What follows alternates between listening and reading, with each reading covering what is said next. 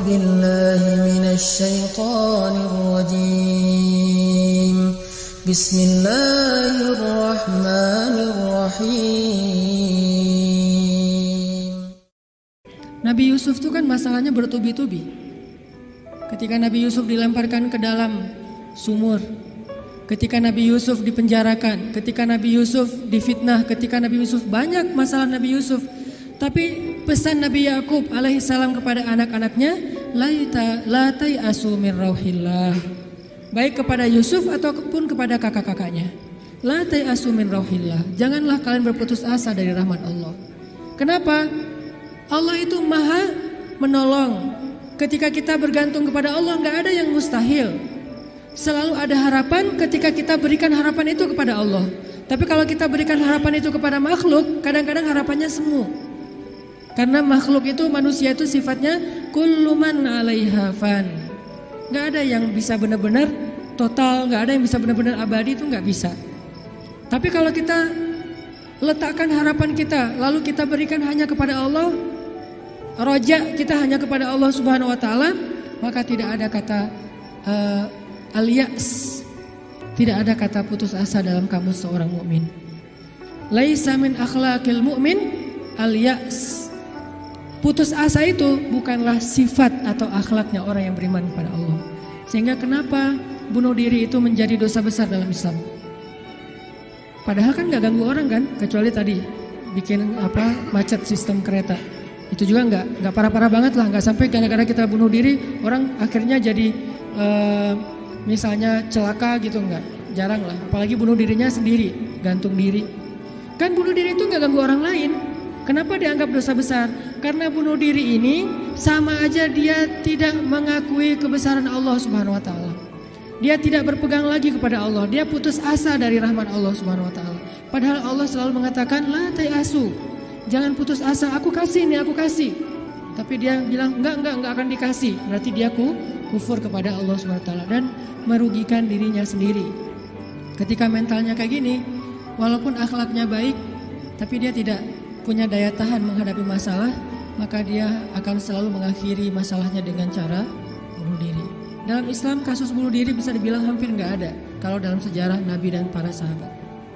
Satu-satunya ada kasus bunuh diri itu bunuh diri dalam peperangan ada. Dia lagi dibacok, lagi bertempur terus dibacok sama musuh, banyak luka, nggak tahan dengan rasa sakit, kena kayak tombak gitu di perutnya, karena nggak kuat dengan rasa sakit, dia tekan lagi tubuhnya ke tombak itu supaya cepat mati. Lalu ketika dia sudah meninggal, orang-orang mengatakan dia itu pemberani, dia itu syahid, dia itu hebat. Kata Nabi tidak, dia di dalam neraka. Lalu para sahabat bertanya, kenapa ya Rasul kok dia masuk neraka? Padahal kita tahu dia meninggalnya dalam fi sabilillah. Kata Nabi, karena dia nggak bersabar terhadap ujian dari Allah Subhanahu Wa Taala. Sakit, ya udah daripada saya nggak kuat nahan sakit, mending sekalian mati nih. Itulah al-ya's. Dan itu tidak ada dalam kamus orang yang yakin kepada Allah, beriman dan bergantung kepada Allah Subhanahu Wa Taala. Jadi kalau kita mau belajar kepada orang Jepang, ada yang kita bisa belajar banget, yaitu moralnya, kedisiplinannya, kebersihannya. Tapi tetap ada satu hal yang fatal yang mereka tidak punya, yaitu Tuhan. Mereka nggak percaya kepada Tuhan. Kalaupun ada agama, kata teman-teman di sana, lahirnya sebagai orang agama Shinto kalau nggak salah, terus nikahnya sebagai agama Katolik kalau nggak Protestan, matinya sebagai agama Buddha. Jadi gonta-ganti itu. Kenapa gonta-ganti? Karena buat mereka agama itu hanya sekedar culture. Mereka tidak menyebut Islam sebagai agama Islam, tapi budaya Islam.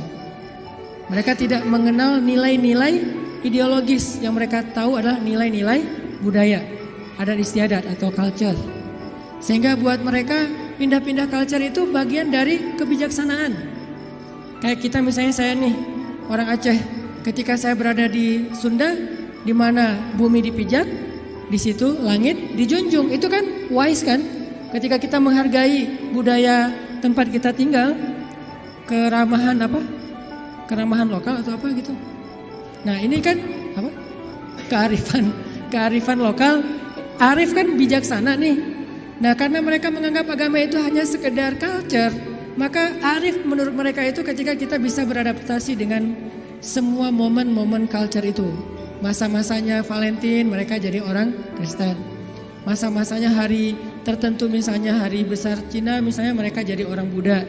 Masa-masa tertentu mereka jadi orang Shinto dan segala macam. Yang nggak ada menjadi orang Muslim. Jadi karena nggak bisa dimix nih. Satu-satunya yang nggak bisa dimix menurut mereka cuma culture Islam. Yang lain bisa dimix. Culture Islam nggak bisa dimix sama mereka sehingga nggak bersentuhan langsung.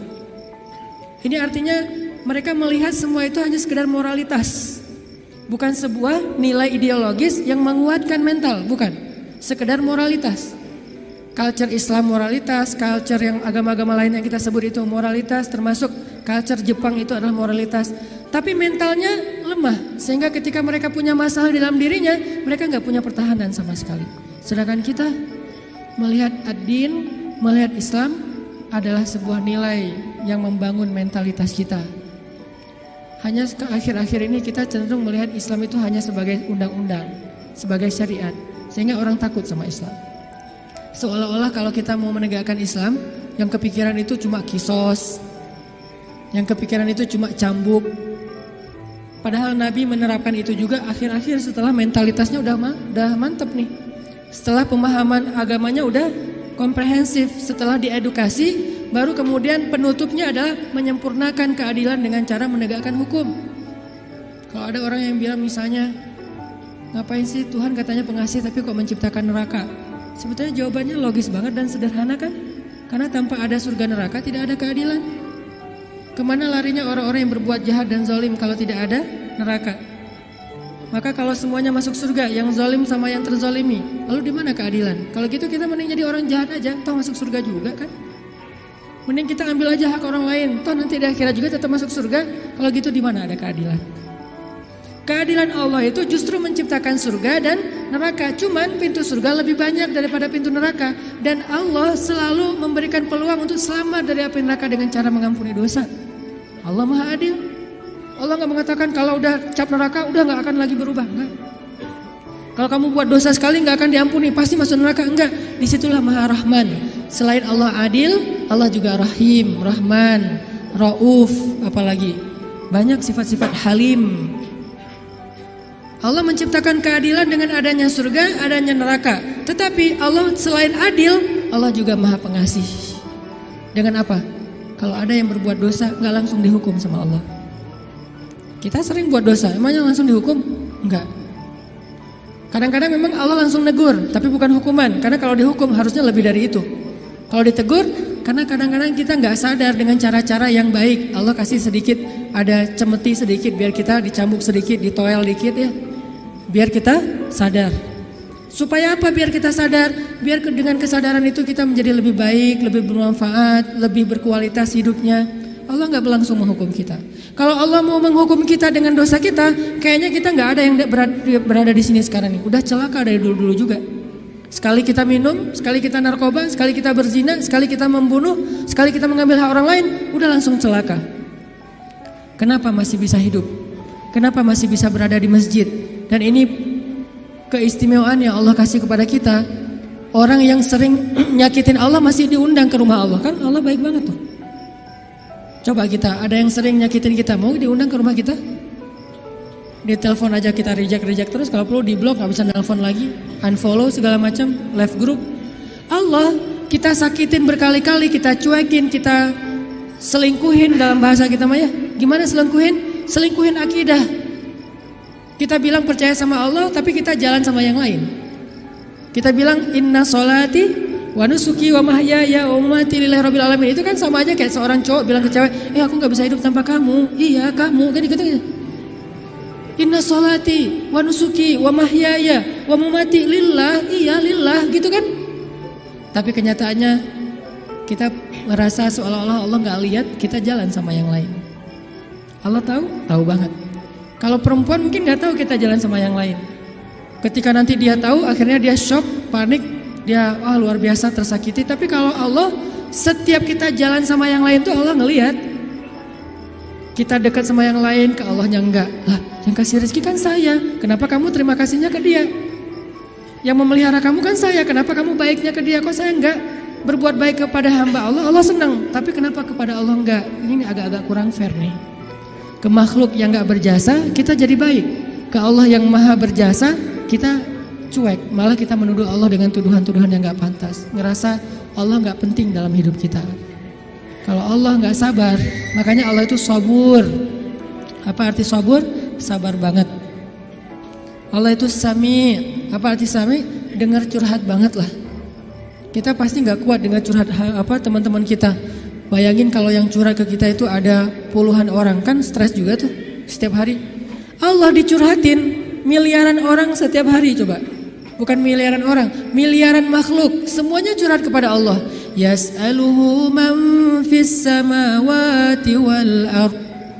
Semua yang ada di langit dan di bumi curhat kepada Allah. Tapi Allah mendengar semua curhat mereka seolah-olah mereka itu cuma satu orang doang gitu. Dan baru pertama kali curhat, akhirnya Allah mendengarnya tuh sami'un. Betah banget ngedengerin curhatnya. Betah banget Allah dengar curhat kita, gak pernah. Kan kamu udah kemarin curhat, giliran atau dengan yang lain? Enggak kan? Kita berdoa setiap hari, kan udah kemarin giliran. Soalnya yang berdoa itu banyak loh. Kita di DM aja, di japri aja kadang-kadang bete juga nih kalau udah dijawab sekali terus nanya lagi. Karena banyak banget yang bertanya. Kan agak capek tuh makhluk. Makanya kita gak disebut sami'ud, tapi kita sami'un. Allah sami'un, kita sami'un. Apa bedanya? Kalau sami'un senang mendengar, tapi tetap ada batasnya. Kalau sami'un pendengar banget, betah banget ngedengerin, gak ada batasnya. Gak pernah Allah capek mendengar curhat kita. Lagian kadang-kadang kita yang dicurhatin ke Allah itu masalahnya itu juga belum selesai. Allah gak pernah bilang belum selesai juga masalah yang kemarin. Gak pernah Allah ngomong gitu. Kayak berlarut-larut kamu teh masalah gak beres-beres. Allah gak pernah ngomong kayak gitu kan. Tetap aja hambaku ada apa, Allah mendengar. Dan bukan cuma mendengar, Allah yang ngedatangin kita ke langit dunia setiap sepertiga malam. Terus Allah bertanya, hal min dihajah, ada gak di antara hambaku yang butuh sesuatu? Sini. Hal min taib, adakah di antara hambaku yang pengen taubat? Sini aku terima taubatnya. Hal min mustaghfir, adakah di antara hambaku yang pengen minta ampun? Sini aku ampuni dosanya. Allah datangin kita, Allah nawarin jasa kepada kita. Masih kita bilang juga Allah gak berjasa dalam hidup kita? Masih kita bilang kita gak butuh Allah subhanahu wa ta'ala? Fabi ayyi ala'i rabbikuma tukadziban. Intinya ketahanan hati kita itu ketika kita dekat kepada Allah subhanahu wa ta'ala. Jadi gak ada ceritanya dalam kamu seorang mukmin ada masalah, baper, udah gitu bunuh diri, gak ada. Tergantung tawakal kita kepada Allah. Coba rasain ketika kita lagi ngerasa enak nih hubungannya sama Allah, sama ketika kita lagi jauh dari Allah, terus dua-duanya dikasih masalah, mana yang lebih nyaman buat kita?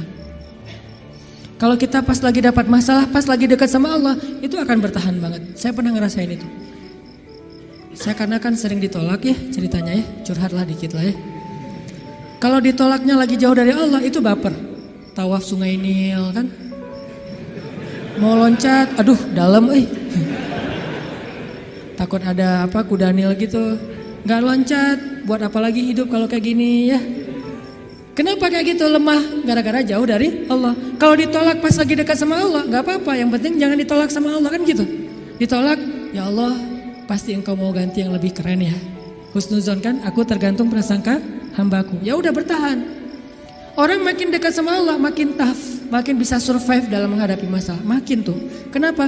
Karena survive seseorang dalam menghadapi masalah itu bukan soal dia punya uang atau enggak, dia punya teman atau enggak, dia sehat apa enggak. Soal mentalnya, hatinya kuat enggak menghadapi masalah. Baru dia bisa tough dan survive. Ada orang yang secara fasilitas hidup udah nyaman, kenapa masih bunuh diri? Termasuk tadi tuh di Jepang itu kan jaminan sosial tinggi banget ya, luar biasa ya. Sampai ada teman saya bukan hanya berlaku untuk warga Jepang, untuk warga asing yang kerja di Jepang tetap dapat jaminan sosial karena pajaknya tinggi. Ada teman saya yang ngelahirin, setelah dia nikah hamil lahir, itu anak biaya ngelahirinnya ditanggung pemerintah, terus ibunya boleh cuti selama 6 bulan, tapi tetap dapat gaji full setiap bulan. Cuti 6 bulan, gaji fullnya setiap bulan, ditambah lagi dengan bonus karena udah punya anak. Dikasih bonus, jadi punya anak dikasih bonus. Makanya di sana tuh kayaknya orang menikah itu semangat ya, nggak pengen istiqomah jomblo lah ya. Karena jomblo nggak ada bonus di sana. Begitu nikah dapat bonus, begitu punya anak dapat bonus. Tapi ada batasannya, anak nggak boleh banyak-banyak juga. Makin nambah anak, makin nambah pajak. Jaminan sosialnya tuh tinggi. Tapi kenapa kok malah gampang putus asa? Padahal secara fasilitas hidup sudah tercukupi. Mental. Mungkin secara etika keren lah, pokoknya ngacung jempol pokoknya. Tapi kalau mentalnya lemah, kosong. Ada yang gersang di dalam hatinya karena tidak diisi dengan kata Allah di dalam hati mereka. Di satu sisi kita perlu belajar kepada mereka, di sisi yang lain mereka perlu belajar kepada mukmin. Salah satunya mukmin di Indonesia.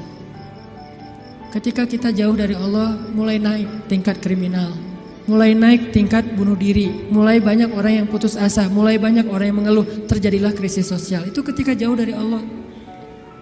Sejak kapan dalam persepsi kita miskin itu masalah? Di zaman Nabi miskin itu bukan masalah. Masalah itu fakir, bukan miskin. Di zaman Nabi malah berdoa jadi pengen jadi orang miskin.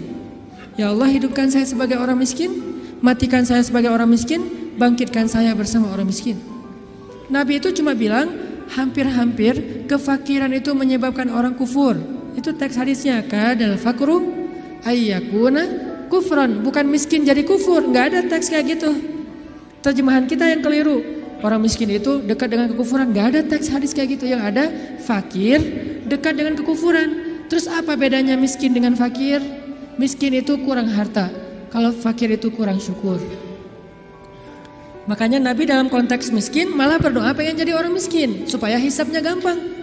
Tapi kalau dalam konteks fakir, Nabi malah bertauz, Allahumma inni a'udzubika minal fakri. Ya Allah, aku berlindung kepadamu dari kefakiran. Maksud kefakiran di dalam doa Nabi itu bukan kurang harta, tapi kurang syukur, kurang qanaah dengan apa yang diberikan Allah Subhanahu wa taala. Mental. Makanya salah satu misi Allah menurunkan Islam, mengutus Nabi Muhammad SAW itu adalah membangun mentalitas manusia yang kita sebut dengan mukmin muslim. Mentalnya yang dibangun, sehingga dengan mental itu lahirlah kebaikan-kebaikan yang sifatnya moral, kebaikan yang sifatnya akhlak, kebaikan yang sifatnya ritual, ibadah. Tapi semuanya berawal dari mental, termasuk sabar, mental. Yang menyebabkan seseorang gak gampang panik, mentalnya. Dan mental itu tergantung keyakinan dia kepada Allah Subhanahu.